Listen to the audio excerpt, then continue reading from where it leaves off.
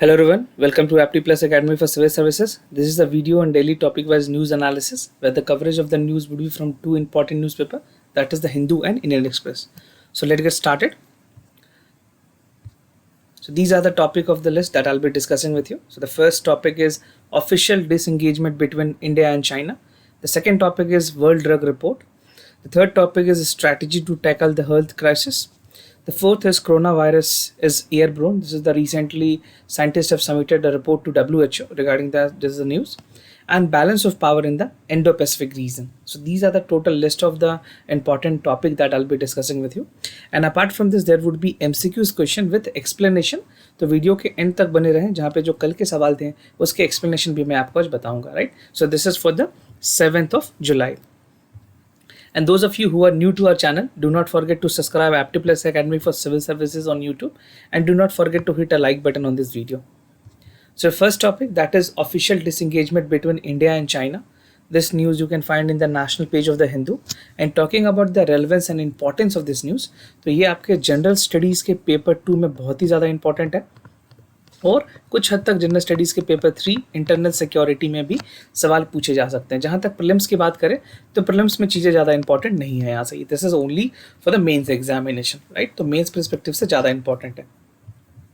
तो रिसेंट में जो डिसएंगेजमेंट हुई है इंडिया और चाइना के बीच में, जो लाइन ऑफ एक्चुअल कंट्रोल है, basically this was in the eastern Ladakh. जो ईस्टर्न लद्दाख की जो रीजन है वहाँ पे जो टेंशन चल रही थी लाइन ऑफ एक्चुअल कंट्रोल में, उसको लेकर के एक डिटेल कॉन्वर्सेशन हुई है बिटवीन नेशनल सिक्योरिटी एडवाइस जो हमारे NSA हैं अजीत डोवाल और जो चाइनीज़ के जो स्टेट काउंसलर्स थे वैंग यिंग के बीच में, right? So they have come to an agreement कि विल बी स्टैंडिंग ऑफ, और जो स्टैंड ऑफ चल रही है उसको डिसएंगेज किया जाएगा. And further there are some agreement, वो मैं आपको आगे बताऊंगा क्या क्या एग्रीमेंट में बातें की गई है. अगर बात करें जो NSA हैं इंडिया में, जो हमारे नेशनल सिक्योरिटी एडवाइज़र हैं, वो ऑफिशियल रिप्रेजेंटेशन करते हैं for India and China on the state boundary questions. अगर कोई भी बात आएगी तो he is the official person who has been designated to deal with the matter, right? तो this is again important point. अगर आप मेंस में लिखे तो ये पॉइंट आप नोट कर सकते हैं. Now for the past few weeks देखा यह गया है कि जो क्राइसिस अराइज हुई है तो NSA has been monitoring the situation. India में कोई भी चीज़ें हों अगर इस तरह से रिलेटेड, तो या तो मिनिस्ट्री ऑफ डिफेंस डील करती है या तो प्राइम मिनिस्टर ऑफिस जो PMO है वो खुद डील करेगी, नहीं तो जो नेशनल सिक्योरिटी एडवाइज़र है उनको दिया जाता है. And this is the prerogative of prime minister कि वो किसको असाइन करते हैं, राइट? जो स्टेटमेंट इशू की गई है, जो दोनों तरफों से बात हुई, तो हमारी जो मिनिस्ट्री ऑफ एक्सटर्नल अफेयर्स है और जो चाइना की फॉरेन मिनिस्ट्री है, this is the ministry which is dealing with the foreign affairs over there, तो दोनों ने एम्फेसाइज किया है कि एक अर्ली पुश की जाएगी अर्ली डिसएंगेजमेंट के लिए, right? So there would be push for the early disengagement ताकि जो स्टैंड ऑफ चल रही है उसको जल्दी से जल्दी खत्म किया जा सके म्यूचुअली एग्रीमेंट के थ्रू. अब बात करें कि जो डिसएंगेजमेंट की जो बातें हुई हैं, जो एग्रीमेंट्स हुई हैं, जो कॉन्वर्सेशन हुई है, उसमें क्या क्या बातें रखी गई है. तो सबसे पहले जो स्टेटमेंट आई उसमें ये बताया गया कि there should be an strict respect and observe for the LAC. जो लाइन ऑफ एक्चुअल कंट्रोल है उस चीज़ों को लेकर के जो स्ट्रिक्ट पॉलिसी है, जो एक रिस्पेक्ट है, उसको बनाए रखा जाएगा. And there would be no any unilateral action to alter the status quo. Unilateral action का मतलब हुआ किसी भी एक तरफ के स्टेट से, either it is from China और इट इज़ फ्रॉम इंडिया, दोनों में से किसी की तरफ से पहले कोई चीज़ें इनिशिएट नहीं होगी. और जो स्टेटस को है, जो यथास्थिति है, उसको बनाए रखना बेसिकली दोनों कंट्री की जिम्मेवारी होगी, right? And both countries would be together avoid any incident in the future that can disrupt the peace, tranquility and the border areas. तो ऐसा कोई भी काम नहीं करेंगे फ्यूचर में जिससे टेंशन हो, दोनों स्टेट जो बॉर्डर डिस्प्यूट है उससे लेकर के कोई टेंशन अराइज हो between India and China. Now जो स्पेशल रिप्रेजेंटेटिव्स हैं उन्होंने एग्री किया कि जो हमारे मिलिट्री ऑफिसर्स लेकर जो पीछे डिस्कशन भी हुई थी, मेजर जनरल और कर्नल लेवल पे भी टॉक्स हुई थी बिफोर द स्टैंड ऑफ, तो वहाँ पे जो फ्रेमवर्क है, working mechanism for the consultation and coordination on India China border, जिसको WMCC भी कहते हैं, उसको पूरी तरह से इम्प्लीमेंट किया जाएगा और टाइमली मैनर से जो उसके टारगेट्स हैं उसको अचीव किए जाएंगे, उसके आउटकम्स को मॉनिटर किए जाएंगे. And it was also agreed कि जो two special representative हैं they will continue to conversate over the issue for full enduring the restoration or peace. तो जो बेसिकली जो NSA इंडिया की तरफ से हमारे नेशनल सिक्योरिटी एडवाइज़र हैं और चाइना की तरफ से जो स्टेट काउंसलर्स हैं वो दोनों मिल करके इस जो सिचुएशन है उसको भी बाकायदे मॉनिटर करेंगे, right? And this year basically it has marked as the 70th anniversary of India and China diplomatic relationship. तो यहाँ पे ये सवाल आपके मेंस के लिए वैसे भी इंपॉर्टेंट हो जाती है क्योंकि एक तो स्टैंड ऑफ चल रही है, and the other fact is कि डिस्पाइट द फैक्ट कि India and China has maintain a healthy bilateral relationship for 70 long years, how would be the next course of action for both of the countries. तो एक analytical points of view से भी इसके answer आप frame करके लिख सकते हैं और अपने नोट्स में भी इसको मेंटेन कर सकते हैं. Now coming to the other topic, world drug report. ये भी काफ़ी इंपॉर्टेंट न्यूज़ आपको हिंदू में मिल जाएगी. बात करें इस तरह के न्यूज़ की तो ये आपके प्रीलिम्स पॉइंट ऑफ व्यू से बहुत ही ज़्यादा इंपॉर्टेंट है. मेंस में शायद इसका बहुत ज़्यादा सिग्निफिकेंस नहीं हो, और जनरल स्टडीज़ की अगर मेंस में बात करूँ तो जनरल स्टडीज़ पेपर 3 में ये चीज़ें इंपॉर्टेंट हो सकती है. Now, according to the latest World Drug Report जो है, जो कि पब्लिश की जाती है UNODC, that is United Nation Office of Drug and crime, तो उनके मुताबिक इंडिया की जो इंडिया 4th नंबर पे आती है in terms of the opium productions after Iran, Afghanistan and Pakistan. So the data which they have given is of 2018, right. और जो UNODC है दैट रिपोर्ट्स, उनके रिपोर्ट के मुताबिक 84% of the drugs is produced in the Afghanistan. तो सबसे ज़्यादा जो 84% प्रोडक्शन है वो अफगानिस्तान में होती है. कुछ और स्टेट्स हैं जो भी इसके ऊपर है, जैसे Iran is in the top, but overall जो प्रोडक्शंस हैं ड्रग्स की that is coming from Afghanistan.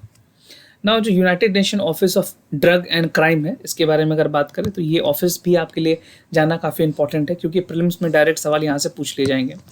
सो ये ऑफिस पब्लिश करती है वर्ल्ड ड्रग रिपोर्ट, क्योंकि रिपोर्ट और index is something which UPSC tend to ask in the prelims examination. So this is become very important for you. Now it was establish in 1997 and was named as the United Nations Office on the Drugs and Crime in 2002. तो when it was started, when it was incepted, उस समय इसका नाम कुछ और था, but इसके नाम चेंज किए गए हैं 2002 में. And it act as a Office of Drug Control and Crime Prevention by combating the United Nations International Drug Control Program, right? और जो International Prevention और Criminal Justice Division है, यूनाइटेड नेशन ऑफिस जो वीएनएम है, उन सारी चीज़ों को भी मॉनिटर करती है. So this 3 point are very important for the prelims perspective. ना बात करें प्रोडक्शन क्वांटिटी की रिपोर्ट के मुताबिक, तो मैक्सिमम ओपियम वो सीज्ड इन ईरान. उसके बाद अगर ईरान की अगर मैं क्वांटिटी में बताऊं तो 644 टन के आसपास ईरान की प्रोडक्शन है. अफगानिस्तान में 27 ton, Pakistan 19 ton, and India has only 4 ton of the production. So the fact is India is in the 4th number, right? Now in terms of heroin seizures, 1.3 ton of the total was produced, basically was seized from India, and it was ranked 12th in the position across the world. तो जो India का जो यहाँ पे जो position है वो 12th है in terms of heroin production, and in terms of opium they are 4th. ना ग्लोबल पैटर्न को अगर देखें तो रिपोर्ट के मुताबिक जो ग्लोबल एरिया है अंडर ओपियम और पॉपी जो कल्टिवेशंस होती है, ये दोनों basically opium Poppy is a kind of derivatives. इसके अलग अलग प्रोडक्ट्स बनाए जाते हैं, बाय प्रोडक्ट्स बनते हैं. तो पूरे प्लांट्स को, लीव्स को, स्टेम्स को, फ्लावर को, हर चीज़ को यूज़ किया जाता है. तो देखा गया है कि रिसेंटली 2019 वाले ईयर्स में, सेकेंड ईयर में चीज़ें थोड़ी डिक्लाइन हुई है, and it went down by 17% in 2018, by 30% in 2019, right? And despite the decline in the cultivation, जो ओपियम की जो प्रोडक्शन है that remained stable in 2019. जो हायर यील्ड रिपोर्ट है मेन ओपियम की, वो प्रोडक्शन एरियाज में अभी भी हाई है. So this is the global pattern which is reported in the world, basically जो वर्ल्ड रिपोर्ट है उसमें ये सारी चीज़ें कोट की गई है. Now the other topic is a strategy to tackle the health crisis. This again you can find the news in the Hindu. आपको एडिटोरियल पेज में ये चीज़ें मिल जाएगी, और ये आपके जनरल स्टडीज़ के पेपर 3 में बहुत ही ज़्यादा इंपॉर्टेंट है, जहाँ पे डायरेक्ट मेंस पे सवाल पूछे जा सकते हैं. ना कोविड-19 ने जिस तरह से चीज़ों को, जो जेंडर्स है उसमें 2 इंपॉर्टेंट चीज़ों को हाईलाइट किया है पीपल हेल्थ को लेकर के. First is the air pollution and the greenhouse gases, and the other is the weak public health system, right. और इंडिया की अगर बात करें तो India has ranked world 5th most vulnerable country of the climate change. Climate change की वजह से जो हेल्थ पे जिसका इम्पैक्ट है, जो रिपरकशन है, उसमें इंडिया की रैंकिंग 5th पोजीशन पे आती है globally. And there is a urgent need to confront the air pollution, जो हमारी ग्लोबल वार्मिंग है और जो हमारी हेल्थ केयर सिस्टम है उसको स्ट्रेंथन करने की ज़रूरत है. साथ के साथ जो एयर पॉल्यूशन है और जो ग्लोबल वार्मिंग है उस पर भी काम करने की ज़रूरत है. ना बात करें death due to air pollution, तो जो जिस तरह से एयर क्वालिटी डेटोरेट कर रही है, सिर्फ चाइना में ये एस्टिमेट की गई है कि जो कोविड-19 से जितनी डेथ हुई है अभी, उससे कई ज़्यादा डेथ सिर्फ वहाँ से एयर पॉल्यूशन की वजह से होती है। और यूरोप की अगर बात करें तो यूरोप में सिर्फ 11,000 लोग एयर पॉल्यूशन की वजह से डेथ किए गए हैं, रिपोर्टेड की गई है after the start of the lockdown के बाद की ये बातें हैं। Now in India, basically India में Delhi, Maharashtra, Gujarat, Tamil Nadu, these are the top tier of the population concentration. जो पॉल्यूशन की जो कंसंट्रेशन है वो यहाँ पे सबसे ज़्यादा है, and these state have shown the high death और infection on the 1000 of the people. So per 1000 people की बात करें तो जो डेथ रेट है वो सबसे ज़्यादा इन 4 स्टेट्स में है, that is Maharashtra, Gujarat, Tamil Nadu and Delhi. ना ग्लोबली अगर बात करें तो 9 million premature death on the year are associated with the air pollution. सिर्फ 9 मिलियन लोग ऐसे हैं जो एयर पॉल्यूशन की वजह से डेथ होते हैं।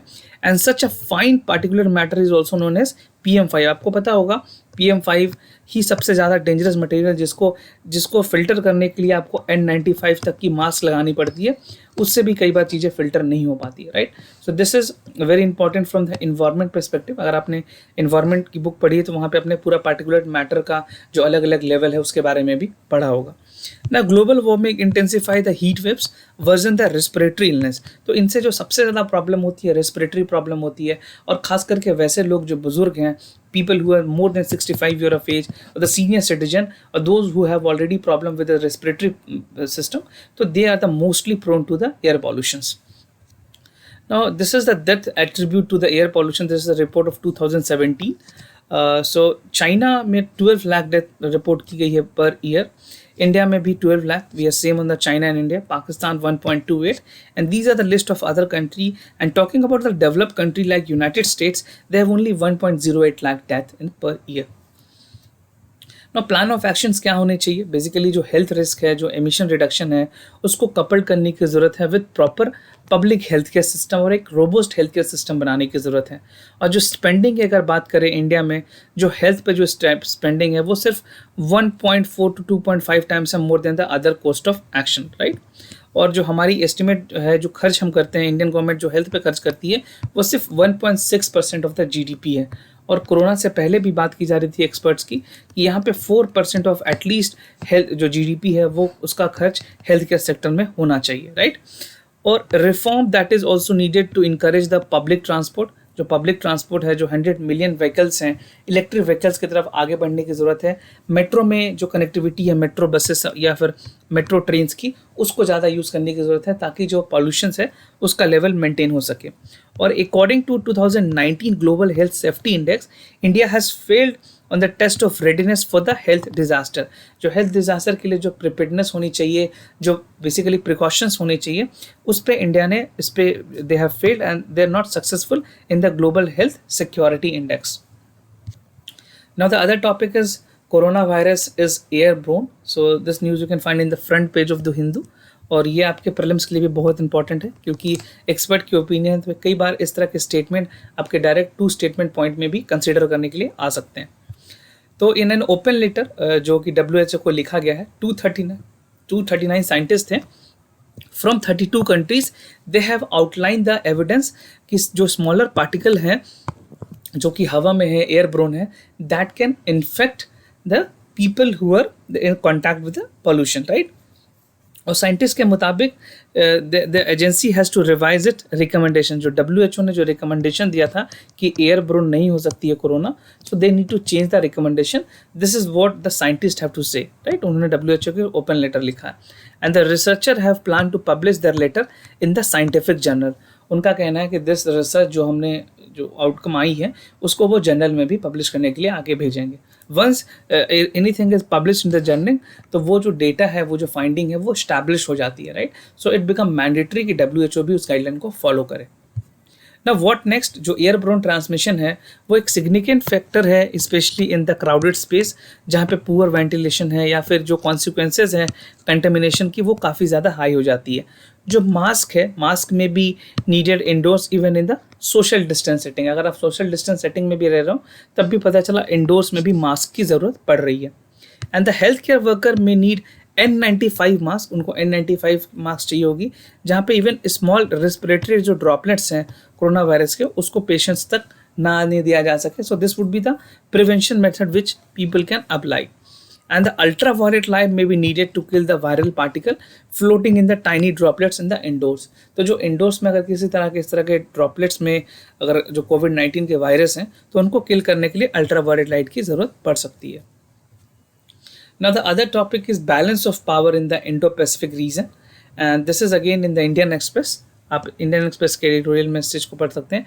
विजय गोखले ने इसको लिखा. He is a former foreign secretary and Indian ambassador to China. Talking about the relevance of this news, this is important for the General Studies paper 2, जहाँ पे international and bilateral regional grouping and agreement जो है वहाँ पे ये काफ़ी important है. Now जो चाइनीज़ पार्ट है, Chinese has the Indo Pacific idea as a term of balance of power.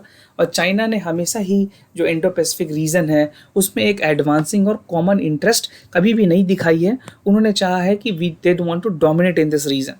And China should consider its position as the Indo-Pacific idea as an instrument for advancing the common interest. तो ज़रूरी है कि ना सिर्फ dominance किया जाए बल्कि जो उस रीजन में जो कॉमन इंटरेस्ट है उसको भी कैटर किया जाना चाहिए, right. And India does not see Asia Pacific region as a strategy to club the limited member. India चाहता है कि जितने ज़्यादा मेंबर्स इंडो पैसिफिक रीजन में हैं, जो इस कंट्री में आते हैं इस रीजन में, उन सभी लोगों की इंगेजमेंट ज़्यादा से ज़्यादा बढ़े. And the sea lanes of the communication in India Ocean are also very vital for the economy and security, right? And China has also equal access to international law and accordance with the international practices. तो ज़रूरी है कि जो international law है उसको follow किया जाए और जो इंटरनेशनल प्रैक्टिसेस है उसके अकॉर्डिंगली ही जो बैलेंस ऑफ पावर है वो इंडो पैसिफिक रीजन में प्रिवेल होनी चाहिए. ना बात करें अगर इंडिया जो इंडो पैसिफिक रीजन है तो इंडिया का क्या पर्सपेक्टिव है. So India a lot of special partners की अगर बात करें जैसे यूनाइटेड स्टेट्स है, ऑस्ट्रेलिया है, जापान है, इंडोनेशिया है, they have backed India as an Asia Pacific plus, right. And they want कि the presence of South China Sea या फिर ईस्ट चाइना सी बेसिकली वहाँ पे चाइना को काउंटर किया जाए क्योंकि चाइना ने इस रीजन पे अपनी डोमिनेंस काफ़ी ज़्यादा बनाई हुई है. And however they see the cooperation for the architecture of peace and security in the region. उस रीजन में सिक्योरिटी हो किसी एक स्टेट का, किसी एक राज्य बेसिकली इंटरनेशनल जब आप IR में पढ़ते हो तो कंट्री को स्टेट बोला जाता है, राइट. तो और आप जैसे ऐसे बोलोगे तो कंट्री बोल सकते हो. तो यहाँ पे मैं स्टेट वर्ड का यूज़ करूँगा and I am denoting the country. तो किसी भी एक स्टेट मतलब या फिर चाइना हो या फिर इंडिया हो, किसी भी एक स्टेट की डोमिनेंस ना बने. And for India Indo Pacific stand for free, open and inclusive region. So ये मेन एम है कि इंडो पैसिफिक इस पे काम करनी चाहिए और जितने सारे जो नेशंस हैं उन सभी का स्टेक होना चाहिए. तो इंडिया ने हमेशा जो रूल बेस्ड है उसको सपोर्ट किया है. Open, balance and stable environment बनाने की बात की गई है ताकि सारे नेशन के साथ जो ट्रेड है वो बरकरार रखा जा सके और इन्वेस्टमेंट की अपॉर्चुनिटी सारे कंट्रीज़ के लिए हो, right. And it is the same time that the country expect the regional comprehensive economic partnership. तो RCP इंडिया ने ऑलरेडी ज्वाइन नहीं किया. आपको मैंने कल भी बताया था कि basically due to the dairy sector, इससे ज्वाइन करने से जो हमारे डेयरी सेक्टर को जो खतरा होता उस वजह से India has not sign the RCEP. And India is looking to democratize the region. तो डेमोक्रेटिक तरीके से इस रीजन में काम करने की ज़रूरत है. This is what India's perspective is in the Indo Pacific region. तो चाइना की अगर बात करें तो क्या क्या थ्रेट है चाइना के द्वारा. तो China has been threat to the Asia Pacific, जो मैंने आपको पहले भी बताया, in the entire region and in the interest of India. तो चाइना ने जो हमनबोटा पोर्ट है श्रीलंका में, ये आप लोकेशन याद रखना, ये प्रीलिम्स के लिए भी ज़रूरी है. So this would be just an 100 milestone of to the source of India. तो वहाँ पे भी ये डोमिनेंस बनाने की कोशिश कर रही है and this will ultimately impact India's relationship with Sri Lanka.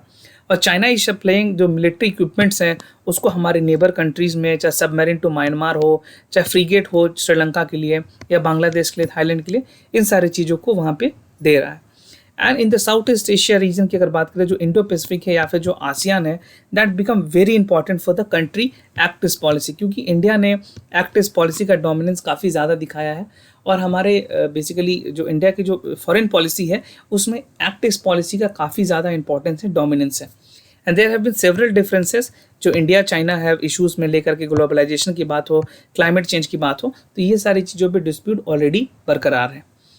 Now, India and China are the member of several international groupings such as BRICS, SCO, ठीक है, संघाई कॉपरेशन ऑफ ऑर्गेनाइजेशन, जो ये सारी चीज़ों पे ये एग्रीमेंट होने के बावजूद भी जो इंटरनेशनल ग्रुपिंग है उसकी जो रूल्स है, जो रूल ऑफ लॉ है, उसको दोनों कंट्री को रिस्पेक्ट करने की ज़रूरत है, उसकी वैल्यू करने की ज़रूरत है.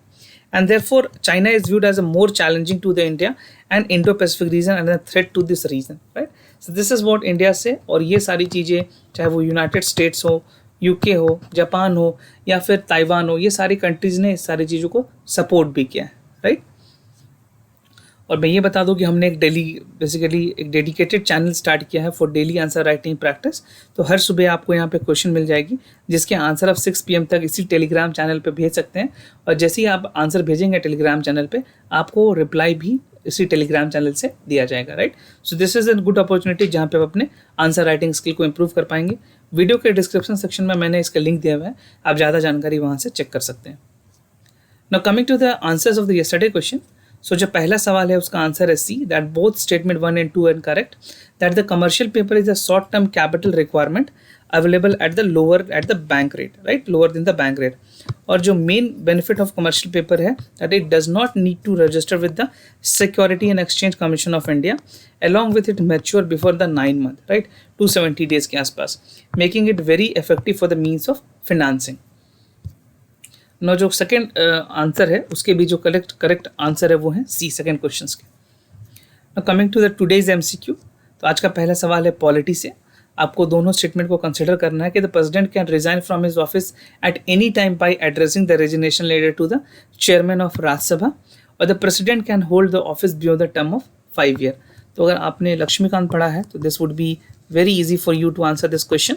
सो which is the correct option, A, B, C or D? Whatever you feel is the correct answer, do let us know your answer in the comments down below. And the second question is from the geography. With reference to cyclonic rainfall, consider the following statement. It is common in equatorial region. The wind blow all side towards the center of the low pressure. So इस तरह के जो सवाल है वो basically पूरे NCERT में आपको मिल जाएगी. 11th या 12th का अगर आप फिजिकल इंडिया पढ़ेंगे तो उसमें ये चीज़ें दी हुई है, राइट. तो statement 1, 2, both 1 and 2 and neither of them. Whatever you feel is the correct answer, write your answer in the comment section. और आप एलिमिनेशन मेथड के थ्रू भी आंसर एक्सट्रैक्ट कर सकते हैं, right. And we have started a mock test series जहाँ पे total 25 test है, इसको भी आप अवेल कर सकते हैं. दिस इज़ वेरी इंपॉर्टेंट कि प्रीलिम्स से पहले आप ज़्यादा प्रैक्टिस करें. तो वीडियो के डिस्क्रिप्शन सेक्शन में इसकी भी लिंक दी हुई है, आप ज़्यादा जानकारी वहाँ से चेक कर सकते हैं. And I sincerely thank you for listening to this video. Do not forget to like, share and subscribe this channel. अगर कोई भी कंसर्न हो तो हमें ज़रूर बताएं. We will be more than happy to assist you.